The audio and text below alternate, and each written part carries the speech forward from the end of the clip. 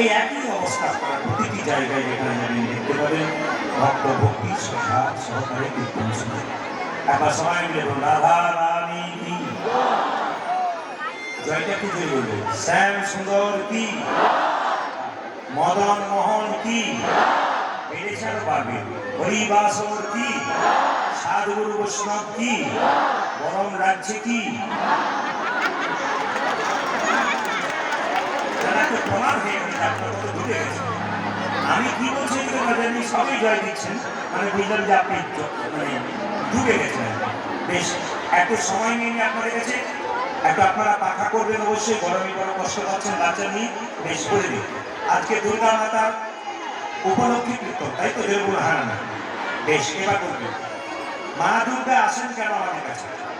দুর্গতি নাশ করার জন্য, যদি বলবেন হারা না। একটা সংসারের দুর্গতি নাশ করতে গেলে, একটা ভারতবর্ষ বা পৃথিবীর দুর্গতি নষ্ট করতে গেলে চারটি জিনিসের দরকার হয়। মায়ের নিষেধ, মা দুর্গাতে একা আসার কথা, দুর্গা পূজা সরস্বতী কেন আসবে, লক্ষ্মী কেন আসবে, অসুরের আসার কি দরকার আছে, কার্তিকে আসার কি দরকার, কয়েকদিন পরে তো লক্ষ্মী পুজো, লক্ষ্মী না এলে হতো না, লক্ষ্মী এলো কেন, মাঘ মাসে তো সরস্বতী পুজো, সরস্বতী এলো কেন, একটু শুনলেন আপনারা মন্দির দুর্গা পূজা করাচ্ছেন, দুর্গা মন্দিরে যাচ্ছেন, মাকে দেখছেন, একটু বিবেচনা করবেন তিনি কি শিক্ষা দিয়ে গেলেন আমাদেরকে। আপনার বাচ্চাকে আপনি শেখাতে পারবেন যে মা দুর্গা এসে আমাদের কি শিক্ষা দিয়ে গেল। একটু মন দিয়ে শুনে নিন মায়েরা, দুর্গা মাতা দুর্গতি নাশ করার জন্য চারটি জিনিসের দরকার আমাদের। একটা বুদ্ধি, একটা বিদ্যা, একটা ধন, একটা শক্তি। বুদ্ধিকার গণেশ হলো বুদ্ধির প্রতীক, গণেশের মাথা হলো বুদ্ধির প্রতীক, বুদ্ধি দরকার আছে। একটা দেশের শাসন ব্যবস্থা ভালো চালাতে গেলে, দেশকে দুর্গতি নাশ করতে গেলে বুদ্ধির দরকার, সেটা গণেশ শিক্ষা দিচ্ছে। আবার দেখুন কার্তিক কি শিক্ষা দিচ্ছে, শক্তি, শক্তি অন্যায়ের প্রতিবাদ করা। কেউ যদি অন্যায় করে তার প্রতিবাদ করার জন্য কার্তিককে দেখাচ্ছে অন্যায় করলে প্রতিবাদ করতে শেখো। সরস্বতীকে কেন অন্যরা? বিদ্যার জন্য, শিক্ষা নিলে কোনো সমাজ এগোবে না, কোনো সংসার এগোবে না, কোনো দেশ এগোবে না, ওই জন্য শিক্ষার দরকার আছে। আচ্ছা মায়েরা, লক্ষ্মী কেন আনলেন? ধনের প্রতীক, ধন দরকার আছে, সম্পদ দরকার আছে, নইলে কোনো দেশ বা সংসার চলতে পারে না।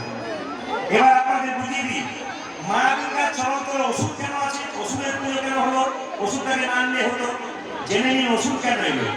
দুর্গা যখন ওষুধকে পরাজিত করলো, ওষুধ তখন কেঁদে কেঁদে মাকে বলেছিল, মা বলে কি তোমার কাছে আমি হেরে গেলাম, আমি তোমাকে অনেক অপরাধ করেছি, অন্যায় করেছি, বারবার তোমাকে কষ্ট দিয়েছি, আজ তোমার কাছে হেরে গেলাম, তুমি আমার একটা কথা রাখো। বলে কি কথা?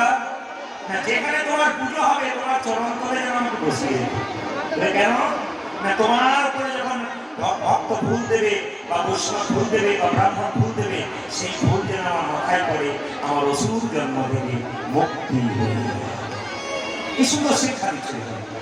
আমি আর একটু বলে নিই ভাইয়েরা, গণেশের বাহনকে জোরে বলবে, গণেশের বাহন ইঁদুর। আচ্ছা বলি ইঁদুর কেন রাখবো? ইঁদুর কি ভালো কাজ করে? ইঁদুর তো খারাপ কাজ করে। কি করে? ইঁদুর আমাদের সব কিছু কেটে দেয়, দুষ্টুমি করে, কিন্তু সেই দুষ্টবুদ্ধির ইঁদুর তাকে রাখলো কেন? গণেশ শিক্ষা দিচ্ছে এ সমাজে ইঁদুরের মতো কিছু লোক আছে, খালি লোকের ক্ষতি করে করে বেড়ায়, এদেরকে পায়ের তলায় রাখো, বেশি উঁচুতে উঠতে দিও না। গণেশ যেমন পায়ে দাবিয়ে রেখেছে, শিক্ষা দিচ্ছে এদেরকে দাবিয়ে রাখো, এদের উঠতে দিও না, সব কিছু তোমার শেষ করে দেবে। কি সুন্দর শিক্ষা দেখে। আবার এর থেকে আরেকটা শিক্ষা কি গণেশ দিচ্ছে, যে বড়দেরকে যেমন সংসার থাকতে সম্মান দিতে হয়, আমি ছোট্ট ইঁদুর তাকেও সম্মান দিলাম, এটা শিক্ষা। আবার দেখুন মা সরস্বতী হাঁস রেখেছে, যদি বলবেন হাঁ না, এই হাঁস নয় কিন্তু পাতি হাঁস নয়, রাজহাঁস। রাজহাঁস কেন রাখলো? রাজহাঁসকে জল আর দুধ একসঙ্গে মিশিয়ে দিলে সে জলটা খাবে না, দুধটা খেয়ে নেবে। এর থেকে শিক্ষা দিলেন সংসারে সার বস্তু গ্রহণ করো, অসার বস্তুকে ত্যাগ করো। হরিনাম শুনতে এসো, আসল জিনিসটাকে নিয়ে চলে যাও, নকলটাকে ফেলে দাও। সংসারে সারকে গ্রহণ করো, অসারকে শেষ বলো, অসারকে শেষ করো, শেষ করে দিতে হবে। এইবার লক্ষ্য করুন মেয়েরা, এবার লক্ষ্য করুন, হ্যাঁ আমাদের যিনি কার্তিক তার বাহনকে ধরে বলুন ময়ূর। তাই ময়ূর কি করে? সাপ খায়। এখানে শিক্ষা দিচ্ছে যে সাপের মতো ফল বুদ্ধি চালাকি কিছু ব্যক্তি আছে, চালাক যারা কি করে আপনার অন্যায় করার জন্য চেষ্টা করে, অন্যায় করার জন্য। এদের জন্য বললো যে অনেকটা দূরে থাকবার চেষ্টা করবো।